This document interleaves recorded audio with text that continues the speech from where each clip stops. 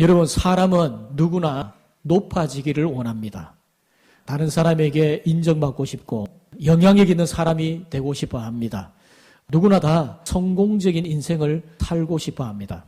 문제는 어떻게 그렇게 할 수 있느냐 하는 것이죠.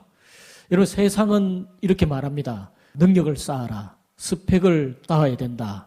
경쟁에서 이겨야 된다. 그렇게 이야기를 합니다. 그러나 성경은 전혀 다르게 말을 합니다. 하나님이 높여주셔야 된다라고 말씀을 합니다. 여러분, 사무엘상 2장 7절 말씀에 한나의 노래 속에 이런 말씀이 나옵니다. 여호와는 가난하게도 하시고 부하게도 하시며 낮추기도 하시고 높이기도 하시는도다. 여러분, 인생의 모든 생사화복이 주님의 손에 달린 줄 믿으시기를 바랍니다. 다윗이 이런 고백을 합니다. 부하기가 주께로 말미암고 또 주는 만물의 주제가 되사 손에 권세와 능력이 있사오니 모든 자를 크게 하심과 강하게 하심이 주의 손에 있나이다. 여러분, 하나님이 높여주셔야 됩니다. 우리는 이 사실을 요셉을 통해서 확인할 수가 있습니다. 이제까지 감옥에 있던 사람이 오늘 애굽의 총리가 되죠. 이것은 단순한 인생 성공 스토리가 아닙니다. 하나님이 사람을 어떻게 높이시는가 하는 것을 보여주시는 사건입니다. 여러분, 하나님이 높이시는 사람은 어떤 사람인가? 오늘 우리 본문을 통해서 함께 말씀을 살펴보겠습니다.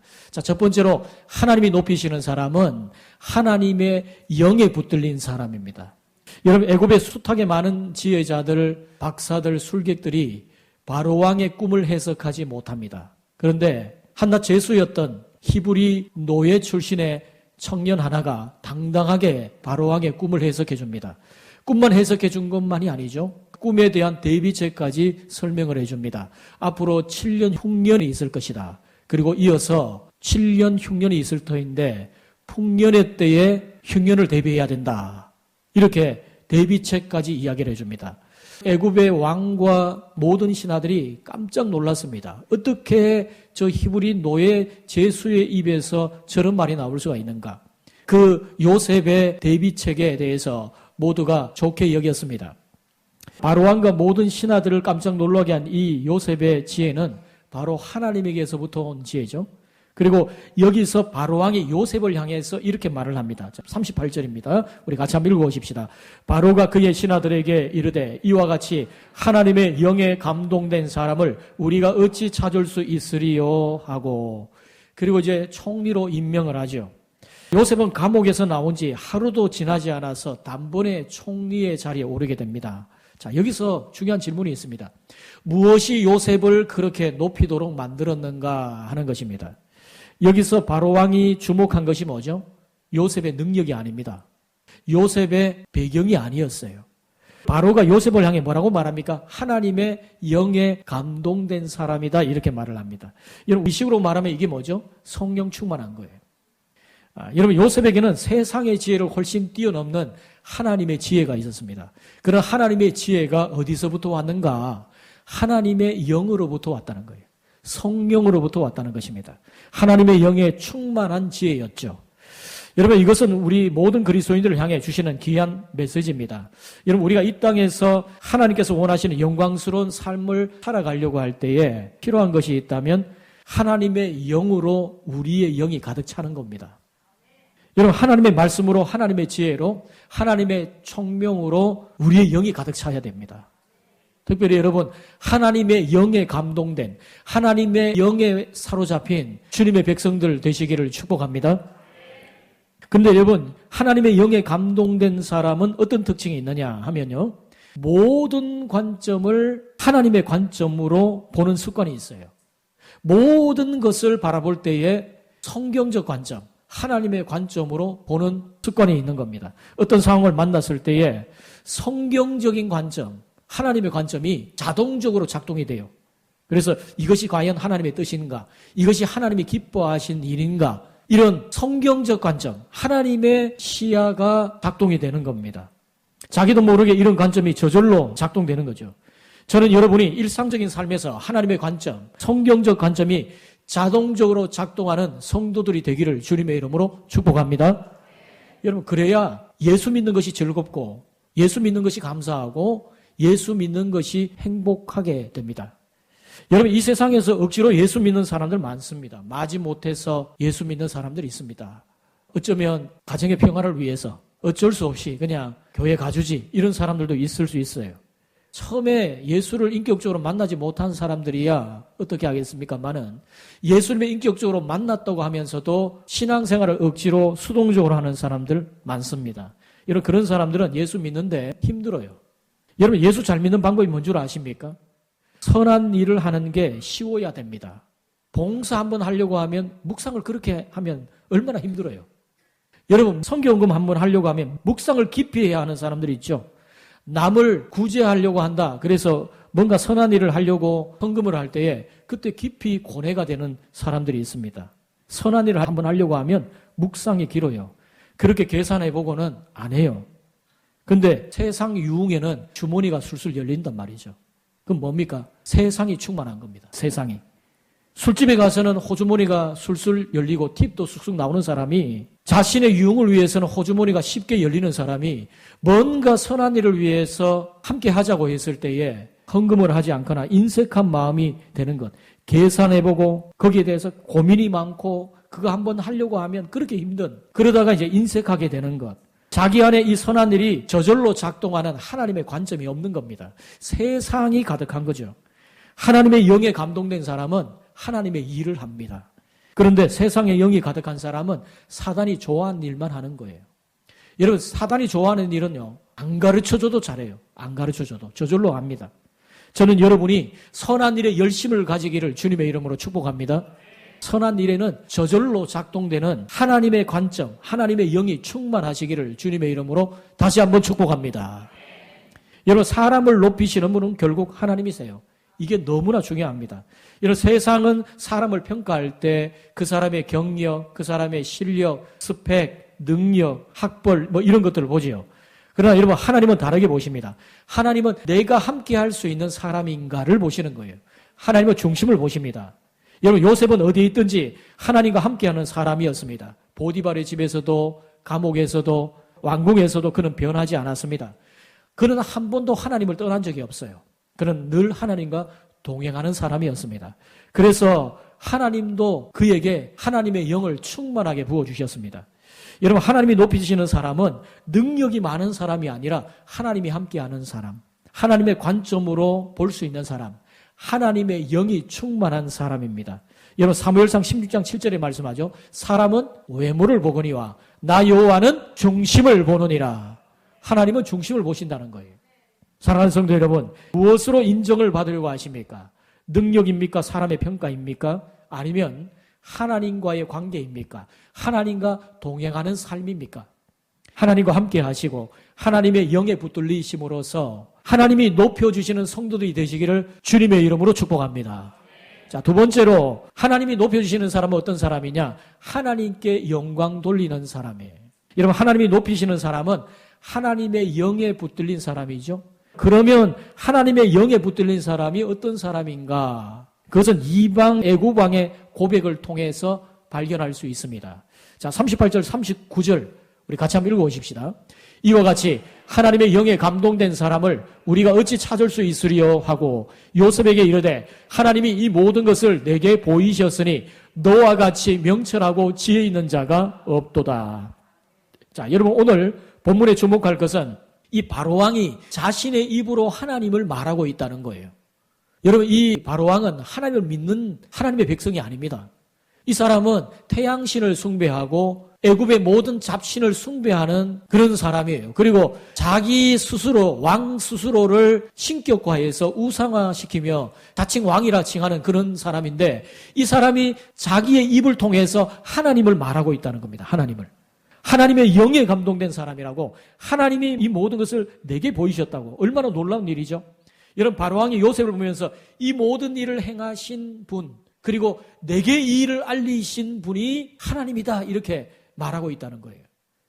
요셉의 그 하나님이 참 하나님이라고 애굽의 왕의 입을 통해서, 이방의 하나님을 모르는 왕의 입을 통해서 그것을 증거하고 계시다는 겁니다. 여러분, 정말 놀라운 일이죠. 어떻게 이런 일이 일어났습니까? 아니, 어떻게 이방의 왕의 입술을 통해서 하나님의 이름이 나오고 있습니까? 답은 하나예요. 뭡니까? 요셉이 끊임없이 하나님을 증거했기 때문입니다. 여러분, 요셉이 분명히 증거했죠. 16절에 말씀합니다. 내가 아니라 하나님께서 바로에게 편안한 대답을 하시리이다. 25절에 말씀하죠. 하나님이 그가 하실 일을 바로에게 보이심이니이다. 여러분, 요셉이 하는 말마다 하나님을 증거하죠. 하나님 계속해서 말씀합니다. 그렇게 몇 차례 요셉이 그 말을 증거하는 거예요. 하나님이 하셨다. 하나님이 역사하신다. 여러분, 감옥에서 두 관원 앞에서도 요셉이 증거했어요. 그리고 앞서서 보디발의 아내 유혹 앞에서도 요셉이 하나님에 대해서 말을 하죠. 보디발의 가정에서 지났던 10여 년의 세월 동안에 요셉은 하나님이 나와 함께 하신다는 것을 그의 삶을 통해서, 성실함을 통해서 보여주었습니다.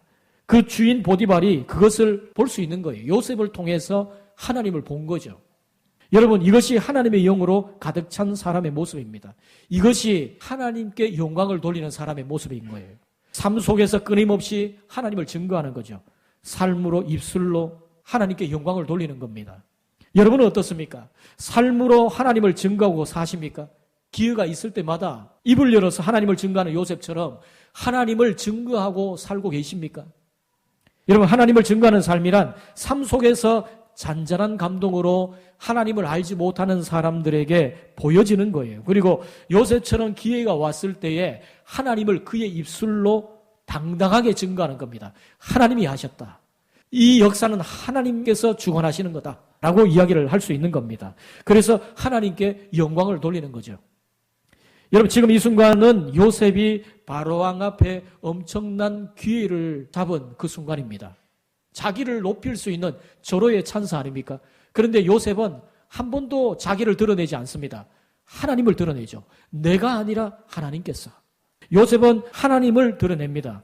여러분, 이 고백이 쉽지 않습니다. 왜냐하면 우리는 본능적으로 내 자신을 드러내고 싶은 그런 욕망들이 있기 때문이에요.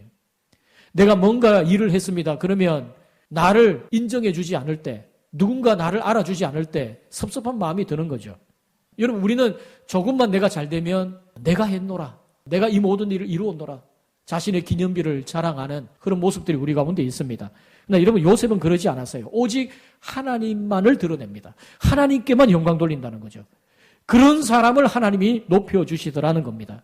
여러분, 놀랍게도 자기를 낮춘 사람이 오히려 가장 높은 자리에 앉게 되죠. 여러분, 이처럼 하나님의 영에 감동되어서 입술로, 삶으로 하나님을 증거하고 하나님께 영광을 돌릴 수 있는 성도들이 되시기를 주님의 이름으로 축복합니다. 하나님을 높여드리는 요셉을 때가 되니까 하나님이 높여주세요.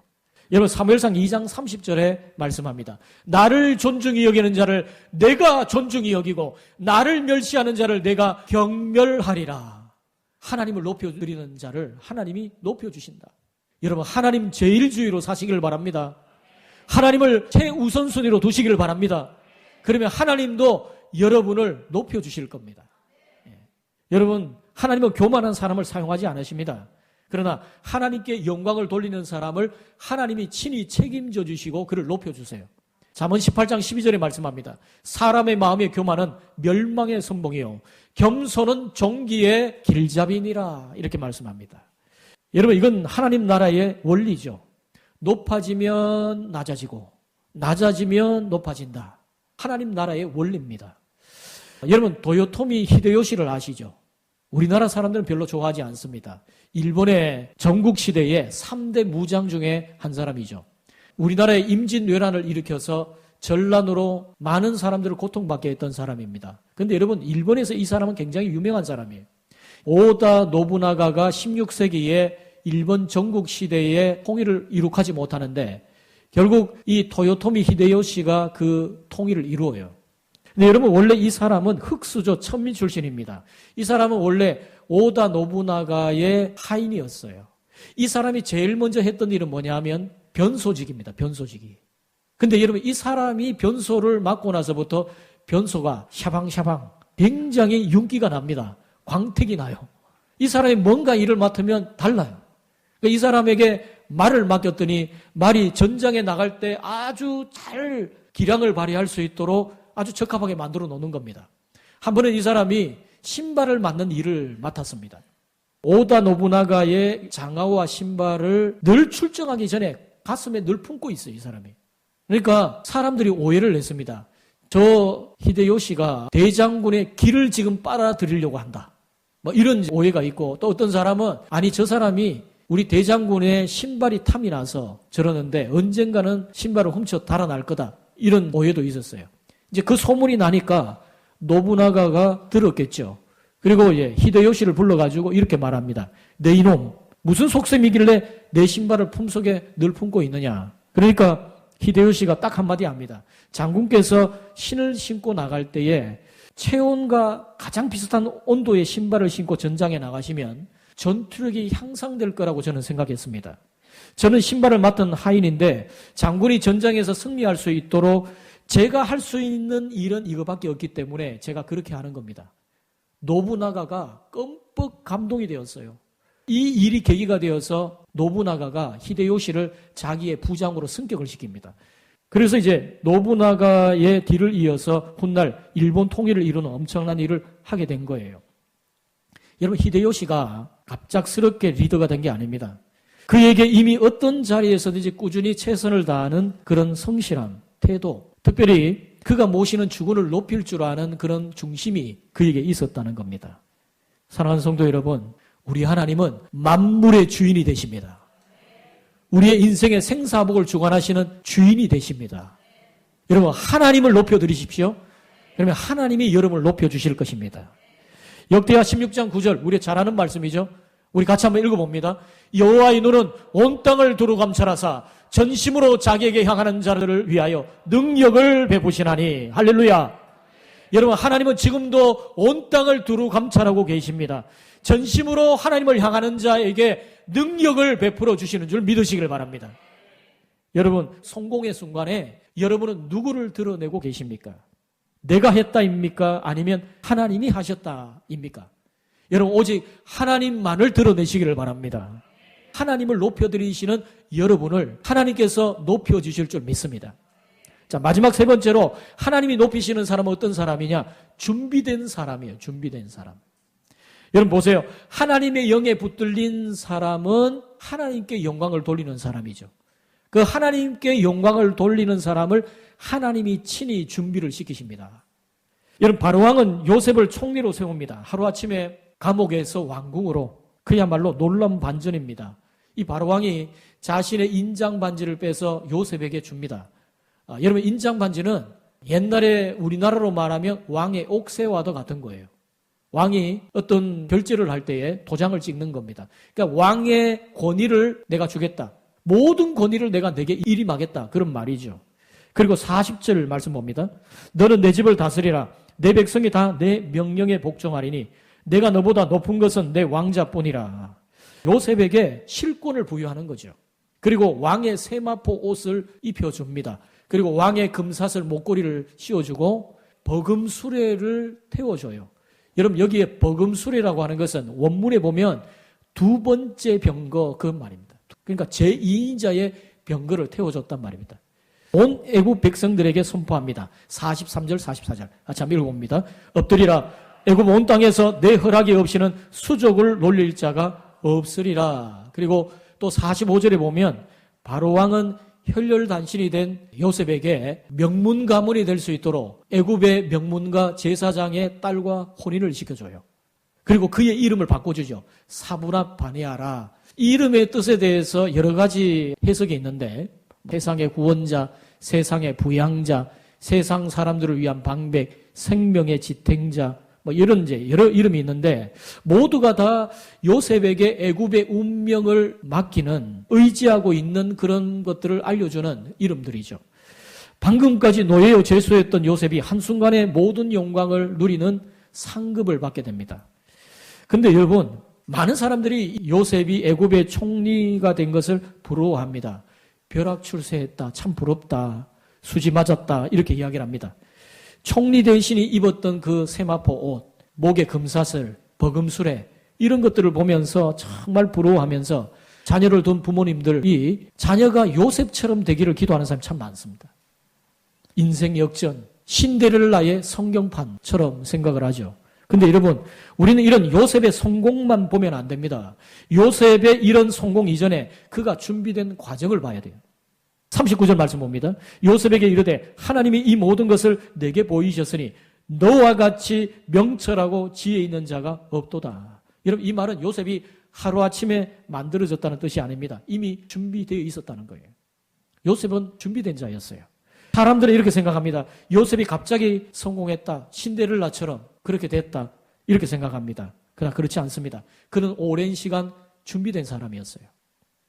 형들에게 버림받았던 시간, 노예로 살던 그런 시간들, 억울하게 감옥에 갇힌 시간, 아무도 알아주지 않는 것 같은 잊힌 시간들, 이런 모든 시간이 하나님이 요셉을 준비하는 과정이었던 거죠. 여러분, 이런 과정을 못 보면 안 됩니다. 우리는 결과만 보는데 이 과정을 봐야 돼요. 베드로전서 5장 6절에 말씀하죠. 그러므로 하나님의 능하신 손 아래에서 겸손하라. 때가 되면 하나님이 높여주신다고 말씀하시죠. 여러분, 하나님은 절대로 준비되지 않은 사람을 높이시지 않습니다. 준비가 먼저입니다. 높임은 나중이에요. 여러분, 지금 어떤 시간을 지나가고 있습니까? 때로는 어떤 분은 답답하고 억울한 시간을 지나고 있는 분이 있습니다. 그러나 여러분 기억하십시오. 그 자리가 하나님이 여러분을 준비시키고 계시는 자리일 수 있어요. 지금 나는 어떤 자리에서 준비되고 있는가? 기다림의 시간을 혹시나 낭비하고 있지는 않는가? 여러분 자신을 돌아볼 수 있기를 바랍니다. 사랑하는 성도 여러분, 요셉은 감옥에서 왕궁으로 올라갔습니다. 그러나 그것은 하루의 일이 아니라 하나님의 시간 속에서 준비된 결과였습니다. 하나님은 준비된 사람을 정확한 때에 반드시 높이시는데, 그러므로 우리도 기도할 때 이렇게 기도를 해야 됩니다. 하나님 저를 높여주십시오. 그렇게 기도하기 전에 하나님 저를 준비시켜 주십시오. 이렇게 기도를 하셔야 돼요. 여러분, 스타벅스의 명예회장인 하워드 슐츠가 이런 말을 했습니다. 불행은 누구에게나 공평하게 오지만 행운은 준비된 자에게만 온다 그랬어요. 여러분, 세상 사람들이 말하는 행운은 우리말로 바꾸면 은혜입니다. 은혜. 여러분, 은혜가 누구에게 부어져요? 준비된 자에게 부어집니다. 하나님께서 때로 여러분의 삶의 앞길을 열어주시고 놀라운 역사를 이루시기 전에 하나님은 준비시키는 분이십니다. 수학의 정수론에 공헌했던 중국의 유명한 수학자 화로경이라고 하는 분이 있는데, 이분이 이런 말을 합니다. 기회는 준비된 자에게 찾아온다. 과학적인 발견이 우연한 기회에 이루어졌다면 이런 우연한 기회는 평소 자질을 갖춘 사람, 독립적인 사고를 하는 사람, 그리고 중도에 포기하지 않고 끝까지 노력하는 사람에게 찾아온다. 게으른 사람에게 우연한 기회란 없다. 여러분, 준비된 사람이 위기의 순간을 기회로 바꿀 수가 있습니다. 그런 의미에서 요셉은 준비된 사람입니다. 가만히 보면은 이 요셉이 준비가 되니까 총리로 임명되자마자 뭘 하죠? 애굽 온 땅을 순찰하죠. 총리의 일을 바로 시행할 수 있는 겁니다. 여러분, 준비되지 않은 자가 자리에 올라가면 그것은 악영향을 미치는 거예요. 여러분, 준비가 얼마나 중요한지 모릅니다. 사랑하는 성도 여러분, 하나님이 높여주시는 은혜는 우연이 아니라 준비된 자에게 주어지는 은혜입니다. 혹시 지금 낮은 자리에 계십니까? 사람들이 알아주지 않습니까? 억울하다고 생각되십니까? 여러분, 낙심하지 마세요. 하나님은 지금도 일하십니다. 그리고 때가 되면 반드시 높여주실 줄 믿으시기를 바랍니다. 여러분, 하나님이 어떤 사람을 높여주신다고요? 하나님의 영에 붙들린 사람, 하나님께 영광 돌리는 사람, 그리고 준비된 사람에게 하나님은 때가 되면 높여주시는 은혜가 있습니다. 저와 여러분이 그런 하나님의 은혜를 경험하는 복된 주인공이 되시기를 주님의 이름으로 축원드립니다.